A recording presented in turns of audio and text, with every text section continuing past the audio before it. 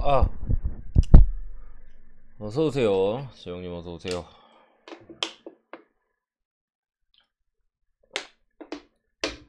아, 광주 골대 맞추더니 선제골 먹었네. 빨리 분석하고 요거나 봐야겠다.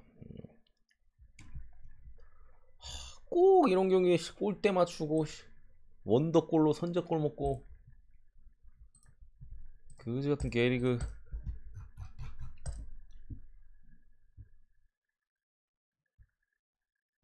광주 일내는 거 아니야? 자, 어쨌든 분석 들어갈 거고요. 막 많은 경기를 분석하진 않겠습니다. 오늘 경기 그렇게 쉽진 않거든요. 그래서 여긴 요즘 해축이 쉽기가 쉬운 게 있겠어요. 일단은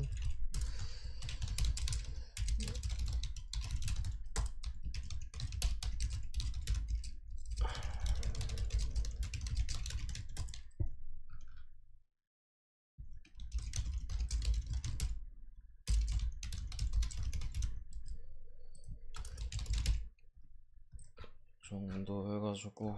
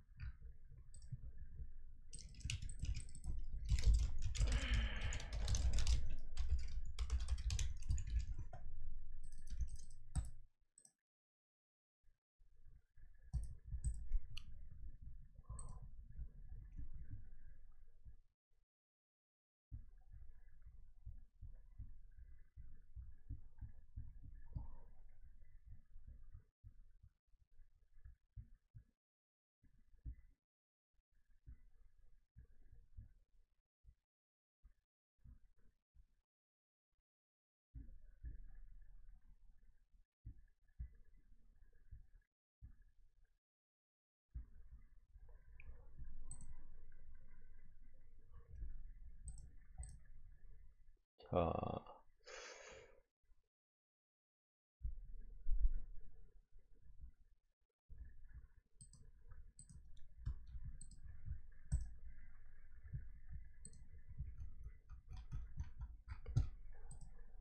잠시만요. 표 좀 마무리 확인하고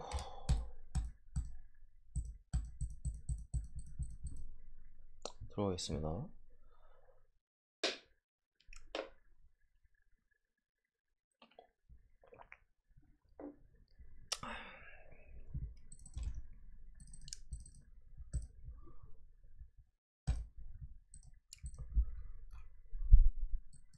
폴인 원 JTMM 4309 별풍선 50개 선물. 호리노님 고맙습니다. 표는 조금 이따 보내드릴게요.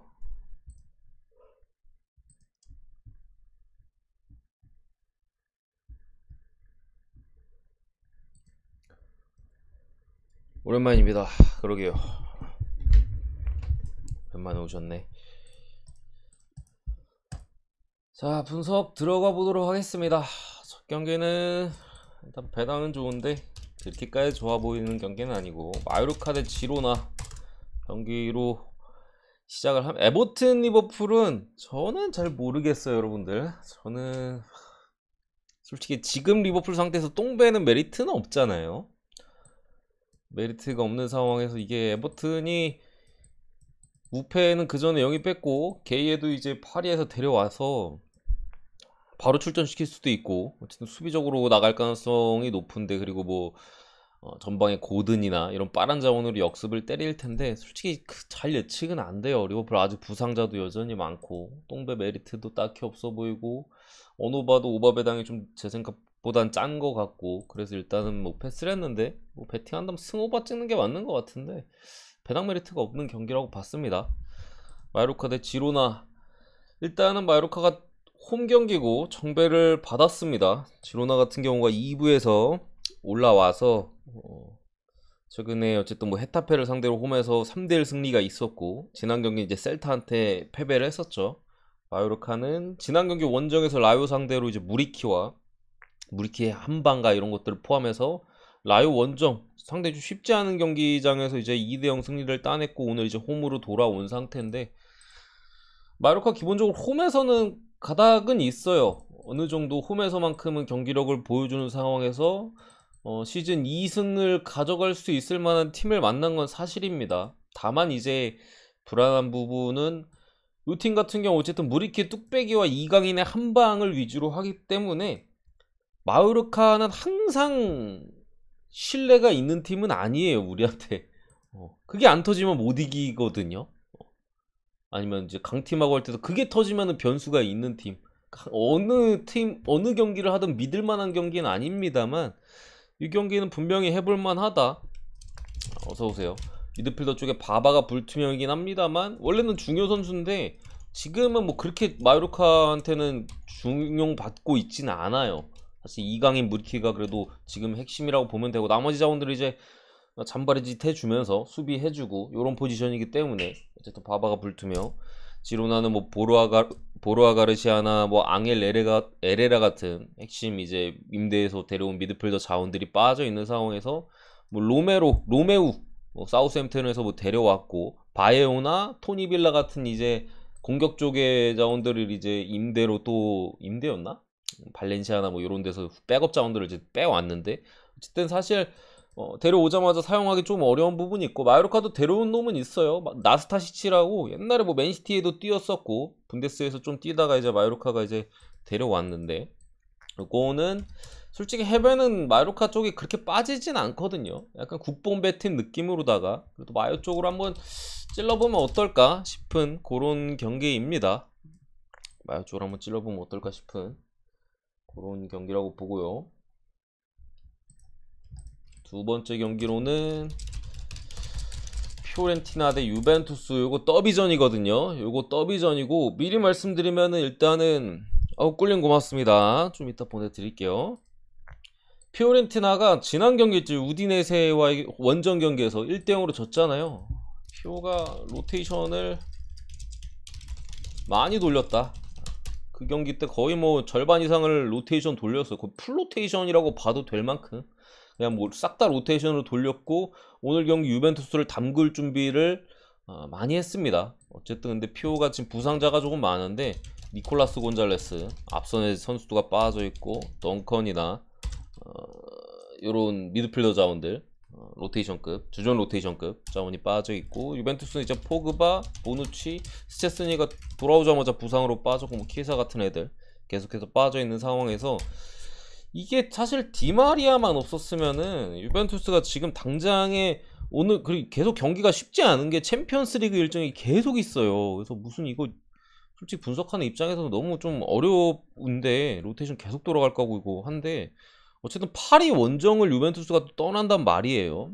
그렇다 보니까 솔직히 뭐 유벤투스가 파리 원정에서 뭐 이기겠습니까? 뭐 그렇긴 합니다. 어쨌든 일정이 있고 피오렌티나는 유로파 컨퍼런스 리그 뭐 리가스라는 팀과 이제 또 홈에서 매치업이 열리는데 사실상 뭐 전력 차이가 나기 때문에 큰 걱정은 안 되는 그런 이제 일정이어서 요 경기 아마 힘을 다 쏟아부을 겁니다. 유벤투스 같은 경우에는 주중에 파리 원정 챔피언스리그 일정을 고려했을 때 블라우비치 같은 자원들이 벤치로 갈 수도 있어요. 이게 왜냐면은 되게 치열한 더비거든요. 되게 거칠고 피오렌티나가 이거 블라우비치 만약 유벤투스 선발로 냈다가 다칠 수도 있어요. 상당히 거친 경기이기 때문에 근데 그런 상황에서 조금 지금 유벤투스의 경기력 자체도 신뢰도가 많이 떨어져 있는 상황이고 알레그리 감독이 경기력이 워낙 안 좋잖아요. 피오가 풀로테이션까지 돌린 상황에서 지난 나폴리와의 어쨌든 강팀과의 피오렌티나가 경기가 있었잖아요.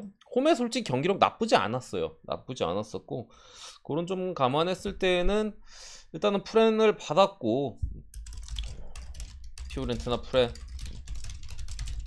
을 보고요. 언더 쪽까지 같이 보는데 디마리아가 조금 걱정이긴 해요. 제 유벤투스에서 그나마 이제 사람이라고 보는 디마리아가 이제 복귀를 한 부분 과연 얼마나 출전을 하고 얼마나 많은 변수를 만들지는 조금 걱정이 되긴 한다. 그래도 이제 주중에 일정을 앞두고 있는 상황에서는 이쪽으로의 배팅이 조금 더 마음 편해 보이고 가능성 면에서 더 높아 보입니다.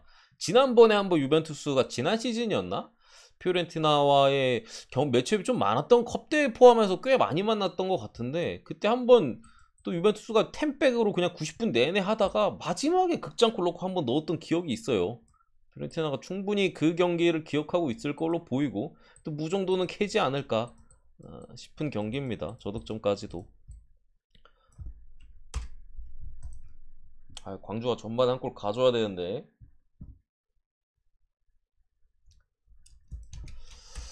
세 번째 경기 뉴캐슬 대 크리스탈 팰리스. 이 경기는 이제 뭐 고배당을 찍을 만한 경기라고 저는 일단 생각하는데 라인업 확인이 좀 필수적이라고 생각하고요. 일단은 뭐 존주 셸비가 장기 부상 빠져 있고 칼럼 윌슨 역시도 빠져 있는 상황에서 뭐 이삭이 왔죠. 뉴캐슬이 이삭이 와가지고 지난 경기에 뭐 득점도 뽑아냈고 멀티골까지도 기록할 뻔했다 골치로 이제 취소가 됐죠. 뭐 그런 상황에서 이제 공격진에서의 이삭의 활약이 초반부터 이제 좀 이어지는 것 같고, 어쨌든 지금 부상자 중에 가장 중요한 경기는 이게 라인업 확인이 필요한 게 기마랑이스랑 생막심에 공격 쪽에 이제 많이 흔들어주고 빠른 자원이죠. 드리블 좋고 막시맹이 지금 불투명 떠 있고 미드필더 쪽에서 조엘링턴과 같이 이제 상당히 좋은 활약을 보여주는 삼선의 핵심 기마랑이스도 불투명해요. 근데 들리는 소식에 의하면 둘 다 출전은 가능하다고 하거든요.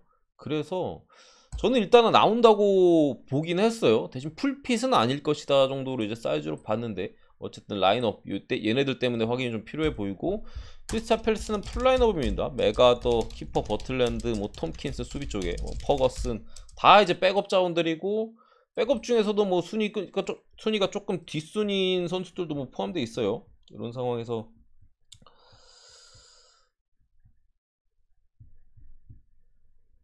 이 경기는 나라샤님 고맙습니다. 왜 100개로 원하셨지? 50개라고 돼 있는데. 어쨌든 끝나고 보내드릴게요. 이런 상황에서 제 생각에는 요거는 무승부 찍기가 좀 괜찮아요. 양 팀이 초반에 그래도 물을 좀 많이 캐고 있거든요. 사이즈 자체도 뉴캐슬이 이 선수들의 몸 상태가 어떨지는 모르겠으나 크리스탈 팰리스가 잠그고 뒤를 치기에는 충분히 그 능력 자체는 있어요. 앞선에 자아도 지난 경기 복귀해가지고 또 엄청난 골을 만들어냈고, 뭐 에제 같은 역습에 뛰어난 자원들 여러 선수들이 있기 때문에 개인적으로는 무승부를 찍는 게 배당적인 메리트 면에서는 맞아 보인다. 승무 사이드인 것 같아요. 제가 볼 때는 승무 사이드. 어쨌든 저는 무승부 쪽 배당을 좀 생각해서 무승부 쪽을 봅니다. 네 번째로 슈투트가르트 대 샬케 요거로 넘어와서요. 일단 슈투트가 최근에 이적생이 있었어요. 칼라이지치가 장신 공격수죠. 오랜 몇 년 동안 이제 슈투트에서 상당히 잘했고, 지난 시즌에 부상으로 많이 뛰진 못했으나 지지난 시즌에 뭐 두 자릿수 득점 이상을 기록했던 얘가 이제 울버햄튼으로 떠나게 됐고요. 대신 이제 기라시라고 리그왕에서 좀 오래 활약했던, 키도 적당히 크고 적당히 발밑 있고 패스 적당히 되고 약간 적당한 놈을 공격 쪽에 이제 영입을 했습니다. 슈투트가 요런 상황이고, 어쨌든 슈투트가 요게 상당히 좀 생각보다 낮은 정배를 받았어요. 슈투트가르트가 올 시즌에 아직 첫 승이 없거든요. 첫 승이 없는 상태에서 샬케를 맞이해가지고 1.7배당 정도의 낮은 정배를 받았고, 해배당도 슈투트 쪽으로 많이 빠지고 있는데, 이게 그 이유가 슈투트가 경기력은 괜찮아요. 여러분들 지금 보여주는 슈투트가르트의 경기력은 야 얘네가 아직도 1승이 없어? 싶을 정도로 경기력 자체는 괜찮고, 오늘 경기 불안 요소라고 하면은 일단은 물론 지난 경기 퇴장 당했던 공격수는 백업이라 뭐 그렇다 치더라도 백업 공격수가 좀 빠져있다는 부분, 그리고 감독도 지난 경기 퇴장했어요.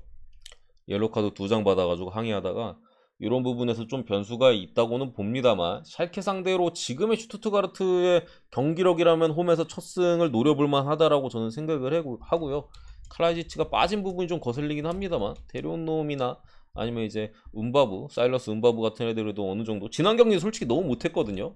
잘했는데 골결이 너무 쓰레기였는데, 그런 만큼 오늘 샬케 수비가 그렇게 좋진 않아요. 여러분들 샬케 수비 기본적으로 안 좋습니다. 그런 부분 감안했을 때 슈투트의 좀 승리가 좀 보인다.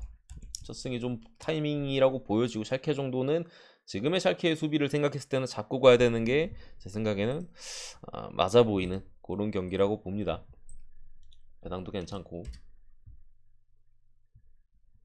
이거 광주 동점 없나요?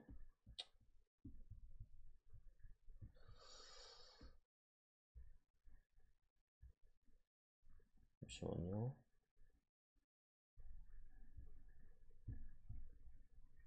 아, 이거 광주 지면 사고인데. 다음 경기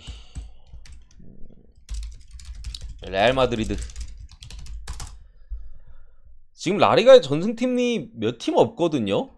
3승을 다 기록하고 있는 팀들이 공교롭게도 지금 전승팀끼리 만났어요. 레알 같은 경우 3연 원정 경기에서 3연승을 거두면서 뭐 알메리아, 셀타비고, 에스파뇰 비교적 푸근한 상대를 만나서 3승을 거뒀고, 베티스 같은 경우도 엘체, 마요르카, 오사수나 충분히 뭐 3연승을 기록해도 크게 이상하지 않은 팀들을 만나서 이렇게 뭐 1위, 2위 이렇게 포지션에 있는데, 요거는 레알 쪽으로 그래도 배팅을 해야겠죠. 간다면은 지금 레알이 어쨌든 챔피언스리그 일정이 있긴 합니다만,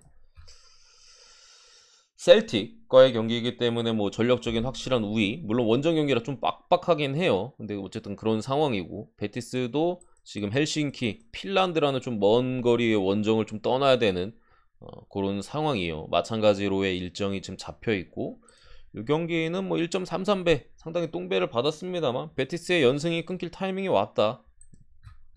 결장자 같은 경우도 레알 마드리드는 특별히 큰 결장자들은 없어요. 여전히 뭐 벤제마나 비니시우스, 뭐 추아메니, 모드리치, 카마빈가, 뭐 토니 크루스, 뭐 여러 선수들을 다 가동할 수 있는 상황이고, 베티스 같은 경우 이제 수비 쪽의 핵심인 페젤라가 출전 정지로 지금 빠져 있는 부분, 이런 부분까지 감안했을 때 뭐 측면 수비 쪽에 백업인 몬토야도 빠져 있고, 레알이 잡는다고 봅니다. 승을 보고 이게, 그리고 3.5를 받아서 사실 2.5 오버도 되게 괜찮아 보였거든요. 2.5였으면 되게 괜찮다고 봤을 텐데 3.5라 조금 쫄려서 언오바는 일단은 패스를 할게요. 언오바 패스하고 넘어가고요. 다섯 번째, 아약스 대 캄비르. 아약스가 최근에 또 좋은 영입을 가져갔어요. 그 세비야에서. 최근에는 조금 아쉬웠는데 지난 시즌도 조금 아쉬웠고, 근데 한창 좋았을 때는 엄청 잘해줬던 오캄포스가 아약스로 임대 영입으로 왔고요. 또 호펜하임에서 삼성과 센터백 라인을 오가면서 빌드업적으로 상당히 안정적인 빌드업을 보여줬던 그릴리치가 또 이제 아약스로 넘어가면서 아약스가 더 강해졌습니다. 지금 더 강해진 상황에서 아직까지 올 시즌 아약스가 그렇게 시원시원한 경기력을 보여주고 있지는 못하거든요. 오늘 한번 해주지 않을까 생각합니다. 뭐 전력적인 확실한 우위를 가지고 있고, 영입된 선수들도 물론 바로 가동될 것 같지는 않은데 지금 아직서 상황이 그렇게 뭐 급박하진 않다 보니까 어쨌든 만승의 가능성이 높아 보입니다. 계속 프렌이나 뭐 해무했잖아요. 한번 뜰 때 됐다 라고 보이고, 다음 경기로 옥세르 대 마르세유 리그왕으로 잠깐 넘어와서요. 옥세르 같은 경우도 2부 리그에서 올라온 팀이죠. 최근에 그렇게 나쁘진 않습니다. 옥세르가 홈에서 스트라스부르 잡았고, 원정에서 몽펠리에 잡았고, 지난 경기 리옹 상대로 분전했어요. 2대1로 아쉽게 패배를 했었던 뭐 그런 사이즈였는데, 일단은 마르세유가 솔직히 올 시즌에 좀 많이 강하긴 해요. 지금 최근 경기만 봐도 4승 1무, 실점도 많지도 않고 꾸준하게 득점, 클레르몽 상대로 뭐 1대0 승리긴 지난 경기 했습니다만 골 결정력 부분에 좀 아쉬움이 있었거든요. 이 경기도 역시나 지금 옥세르 같은 경우도 장비의 수비 쪽에 빠져 있고, 공격 쪽에 샤르보니에도 좀 부상 중인 상황에서 마르세유 반바디에 약간 로테이션급, 물론 재능은 있어요. 자원이 이제 불투명에 떠 있는 상황에서 지금 전력 자체는 멀쩡하거든요. 뭐 수비 쪽에 칼레라 카르 같은 이제 사우스햄튼으로 보내고 뭐 이런 작업들은 있었는데, 어차피 얘는 뭐 로테이션급 자원이고, 아리 같은 미드필더가 다시 돌아왔는데 얘도 뭐 로테이션 자원이라서 주전 라인업에서는 뭐 그대로라고 보시면 돼요. 지금 마르세유는 상당히 강하다. 이 흐름이 꺾이기 전까지는 솔직히 마르세유 반대를 찍기는 쉽진 않을 것 같아요. 물론 마르세유가 챔피언스리그 일정이 있어요. 이게 불안 요소입니다. 이게 토트넘 원정을 가거든요. 4일 있다가. 이것만 아니었으면 솔직히 좀 많이 좋아 보인다고 봤을 것 같은데, 요것 때문에 솔직히 주력으로 찍기는 조금 그렇긴 해요. 옥세르가 결과는 계속해서 내고 있기 때문에. 그리고 패배를 한다 하더라도 크게 지는 경기가 첫 경기인 릴, 개막전, 릴 원정 요거 말고는 없긴 했어요. 이런 부분에서 조금 걱정이 되는 부분이 있어서 뭐 일단 오바도 보기 때문에 뭐 돌리셔도 되고, 아니면 아 이거 챔스 일정 있다. 근데 이게 챔스 일정이 매주 있거든요. 매주 있는데 뭐 좀 걱정이 되긴 해요. 전체적으로 여러 팀들 체력적인 문제나. 어쨌든 마르세유가 스쿼드 뎁스 자체가 그렇게 얇은 팀도 아니고 로테이션이 어느 정도 돌아가도 뭐 충분히 상대해 볼 만은 하다. 찍는 게 맞아 보인다. 흐름이 꺾이기 전까지는 승호바 이렇게 봅니다.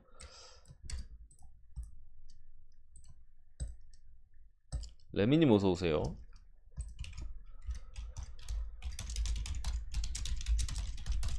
자, AC 밀란 대 인터 밀란 더비로 넘어가겠습니다. 아, 광주 전반 동점도 못 가네.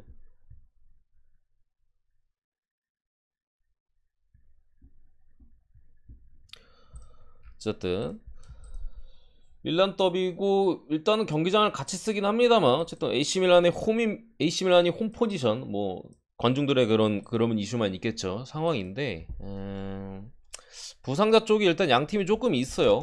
AC 밀란 크루니치나 2선 쪽에, 수비 쪽에 사이드 쪽에 플로렌지, 공격 쪽에 레비치, 질라탄, 뭐 오리기 영입이 부상 쪽이 많이 있는 상황이고, 최근에 또 데스트를 측면 쪽에 보강을 했죠. 플로렌즈가 부상이어서 그런가.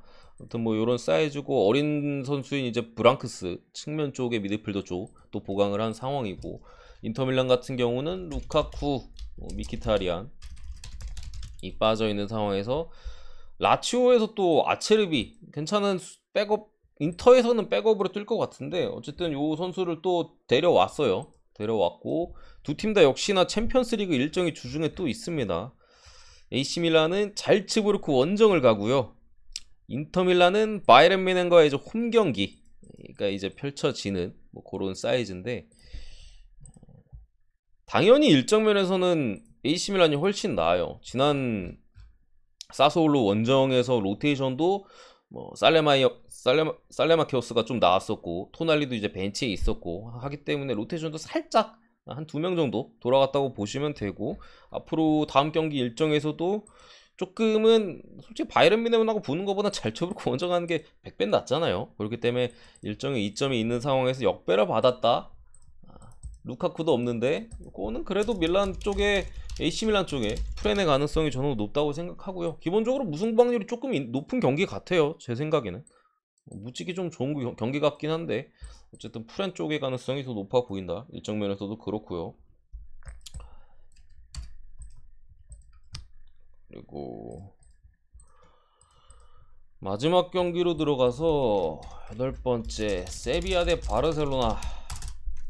요거는 뭐 바르샤 찍을 수밖에 없는 경기입니다.